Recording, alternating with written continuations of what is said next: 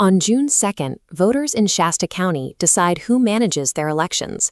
But right now, the registrar's office operates under a heavy cloud of suspicion.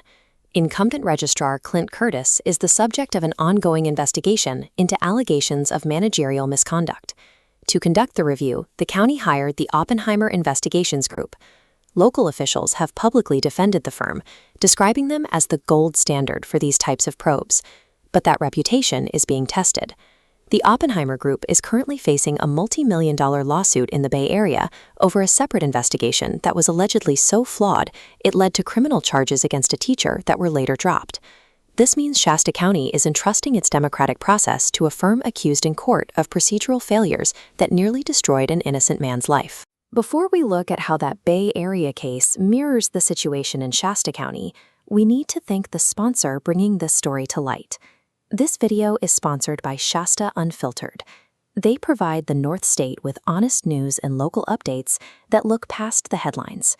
You can scan the QR code on screen to subscribe, or visit shastaunfiltered.com to read the full foundational article. Now back to the investigation.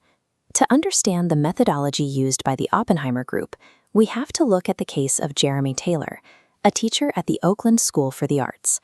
Taylor was fired and charged with a crime based on the firm's findings. However, after 3 years and hundreds of thousands of dollars in legal fees, the district attorney dropped the case for lack of evidence. The woman who accused him eventually dropped her civil suit as well. This scale illustrates the preponderance of the evidence standard. Unlike a criminal trial requiring proof beyond a reasonable doubt, this standard tips at just 51%. Taylor argues the investigator used this to filter facts, controlling the case narrative. This provides a documented example of how a low standard of proof can lead to a rush to judgment, resulting in life-altering consequences based on a curated set of facts. Now look at how those same factors are appearing in Shasta County.